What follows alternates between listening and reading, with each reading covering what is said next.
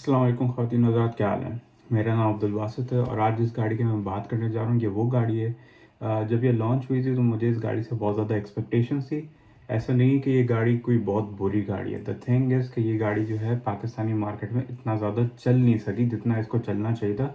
और सिर्फ मेरी एक्सपेक्टेशंस नहीं थी, बहुत सारे और लोगों की भी एक्सपेक्टेशंस थी, क्योंकि मुझे ऐसा लगता है कि 30 या 40 लाख से कम के बजट में जो है एक सॉर्ट ऑफ मोनोपोली है। तो हमें ऐसा लगता था कि जब ये गाड़ी आएगी तो एक बाकायदा कंपटीशन होगा।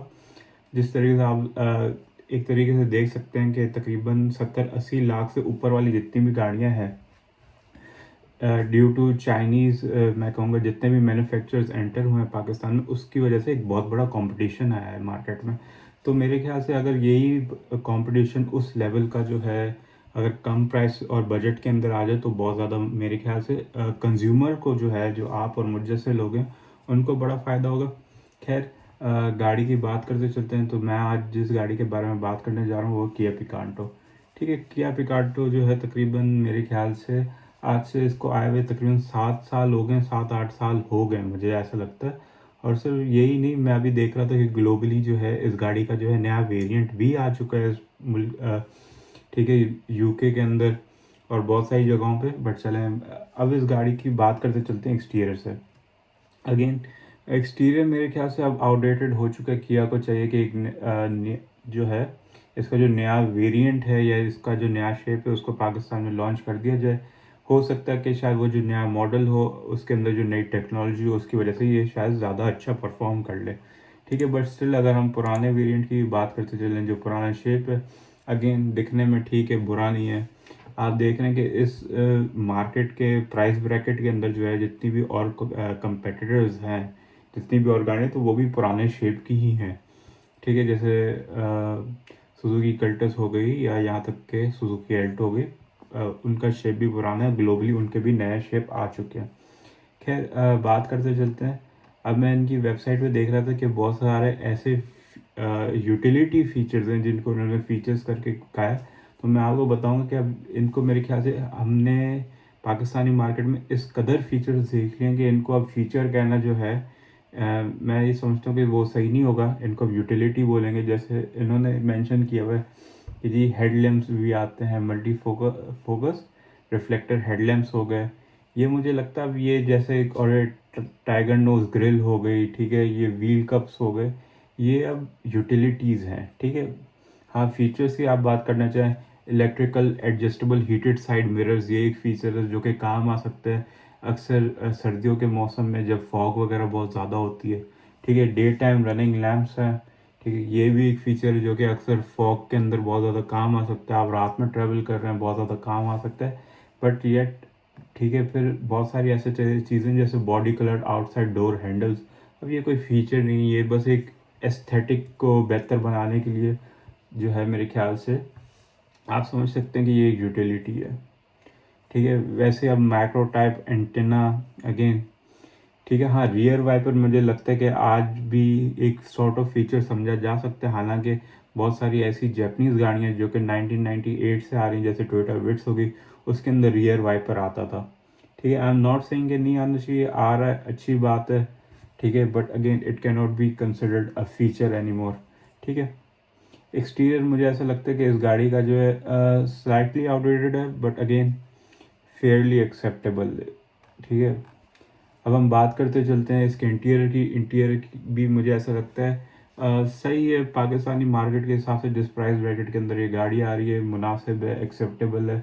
हमें इतने ज़्यादा कोई फ्रिज और क्या कहते हैं फीचर्स देखने को नहीं मिलते। बट मैं ये अगेन यही कहूँगा कि यूटिलिटेरियन है, जिस पर्पज़ के लिए बनाया गया इंटीरियर वो ये काम करता है। ठीक है, अब मैं इसके इंटीरियर का अगर मैं मोटा मोटा जायज़ा लूँ तो मैं देख सकता हूँ कि इसके अंदर आपको पावर विंडोज़ देखने को मिल जाते हैं, पावर साइड मिरर्स देखने को मिल जाते हैं। ठीक है, आपको जो है क्या कहते हैं ऑटोमेटिक गियर बॉक्स देखने को मिल जाता है। और मैं कुछ सॉकेट्स वगैरह देख रहा हूँ जिसके अंदर जो है आपको मेरे ख्याल से चार्जिंग का ऑप्शन मिल जाता है। और मैं एक एंड्रॉयड पैनल भी देख रहा हूँ। ठीक है, मेरे ख्याल से ये अपडेटेड एंड्रॉयड पैनल है। पहले जो है इसके अंदर दूसरे साइज़ की स्क्रीन आती थी, अब दूसरे साइज़ की आ रही है, तो that is a good addition. ठीक है, इलेक्ट्रॉनिक पावर स्टीयरिंग हो गया, 12 वॉट का आउटलेट हो गया। आपके पास ऑक्स और यूएसबी के ऑप्शंस आ गए हैं, ठीक है। जो ट्रिप मीटर होता है या जो ट्रिप कंट्रोल होता है वो इसके स्टीयरिंग पे ही है, ठीक है। उसके अलावा जो है आपके पास पावर मिरर्स हो गए, पावर विंडोज़ हो गई, ठीक है। 9 इंचज़ का टच स्क्रीन आ जाता है, हेडरेस्ट है, स्पीकर। अच्छा, ये एक चीज़ है कि मैं देख रहा हूँ कि इन्होंने मेंशन किया है स्पीकर फ्रंट एंड रियर। इस कैटेगरी, इस प्राइस कैटेगरी के अंदर जितनी भी गाड़ियाँ आती हैं उनमें ज़्यादातर आगे ही के ही दरवाज़ों में स्पीकर ज़्यादा, तो ये एक चीज़ है जो कि अच्छी लग रही है मुझे, ठीक है। उसके बाद सीट जो है वो फैब्रिक की है, ठीक है। हमारे पाकिस्तानी वेदर के हिसाब से बिल्कुल परफेक्ट है, कोई इशू नहीं है। आप इसके अंदर 60-40 का स्प्लिट देख रहे हैं, अगेन बहुत अच्छा हो, सही है, ठीक है। आपके पास रियर व्यू कैमरा आ गया, कीलेस एंट्री आ गई, बट वो भी फोल्डेबल वाली, मतलब जैसे जैक नाइफ वाली होती है वो है, बट इसके अंदर पुश स्टार्ट नहीं है, ठीक है। आपके पास पैसेंजर सीट के नीचे जो है एक अंडर ट्रे मिल जाती है। आपकी जो है सीट्स के पीछे जो है पॉकेट्स बनी हुई हैं। उसके अलावा ग्लव बॉक्स, मतलब ये सारी यूटिलिटेरियन है। हाँ, एक चीज़ जो मैं देख रहा हूँ कि इसके अंदर आपको हाइट एडजस्टेबल सीट मिल जाती है जिसको आप मैनुअली एडजस्ट कर सकते हैं, जो कि इस प्राइस ब्रैकेट में आपको नहीं देखने को मिलती। आपको सन ग्लासेस होल्डर देखने को मिल रहा है जो कि अच्छे। अब बात करते चलते हैं इसके इंजन के ऊपर। तो इंजन जो है तकरीबन ये 1000 सीसी का इंजन है जो कि 69 हॉर्स पावर बनाता है, ठीक है। और मैं एंड में, क्योंकि इसकी इसलिए बात करूँ कि एंड में मैं ये भी बात करूँगा कि ये गाड़ी इतनी ज़्यादा चल क्यों नहीं सकी, ठीक है। इसके अंदर ट्रांसमिशन जो है आपको 4 स्पीड ट्रांसमिशन मिल जाता है, और साथ में इसके अंदर आपको जो है 5 स्पीड मैनुअल ट्रांसमिशन भी देखने को मिलता है, ठीक है। सेफ्टी की बात करते चलें, इसके अंदर एयर बैग्स आ जाते हैं जो कि मस्ट हैं, आइसोफिक्स आ जाते हैं, 5 सीट बेल्ट आ जाते हैं पैसेंजर्स के लिए भी और फ्रंट ड्राइवर के लिए भी, जो कि अच्छी चीज़ है। सेंट्रल लॉकिंग सिस्टम आ रहा है, रियर व्यू मिरर आ रहा है। आई एम प्रिटी श्योर कि इसके अंदर जो रियर व्यू आ रहा है उसके अंदर डिमिंग का ऑप्शन भी, ऑटो डिमिंग नहीं, मैनुअल डिमिंग भी है, हो सकती है शायद, मुझे कंफर्म नहीं है। उसके अलावा आप देख सकते हैं इसके अंदर एबीएस आ जाता है, एंड या प्रीटी मच दैट्स इट। अब सबसे पहले इसकी मैं प्राइसेस की बात करते चला हूँ, तो मैं ये देख रहा था कि इनकी वेबसाइट के ऊपर कोई भी प्राइस मेंशन नहीं है। मैंने इनका ब्रोशर भी खोल के देख लिया, ठीक है। ब्रोशर के ऊपर भी तकरीबन वही सारी फीचर्स हैं जो कि मैंने अभी मेंशन नहीं है, ठीक है। बट प्राइसेस का कहीं पे नहीं है, अलबत्ता आप ये देख सकते हैं। हाँ, अब हम यहाँ पे आ गए हैं तो मैं आपको बताता चलूँ, इस गाड़ी के साथ जो आपको जो कुछ चीज़ों में ऑप्शन मिल जाता है, आपकी मर्ज़ी है कि आप जो है वो स्टील कवर्स लें, ठीक है, जो नॉर्मल होता है, या फिर आप अलॉय रिम्स भी के लिए भी आप ऑप्ट करना चाहते हैं, बट उसकी एडिशनल कॉस्ट होगी। उसके अलावा ये warranty and terms and services लिखी हुई आप देख सकते हैं। अब मैं ये सोच रहा था क्योंकि इसके ऊपर तो है नहीं, तो I went to the Park Wheels website, और पार्क व्हील्स की वेबसाइट के ऊपर मैं देख के आपको बताता हूँ कि इसकी इस वक्त करंट प्राइस क्या है पाकिस्तान के अंदर। अच्छा, तो मैंने जो है अब इसकी ये प्राइसेस खोल लिया, as you can see on the screen. Hopefully मैं जो है इसको जूम इन कर दूंगा। तो इस वक्त जो है गाड़ी की जो करंट प्राइस है, जो ऑटोमेटिक वाला वेरिएंट है, उसकी है 40,90,000, जो कि ऑलमोस्ट 41 लाख बनते हैं।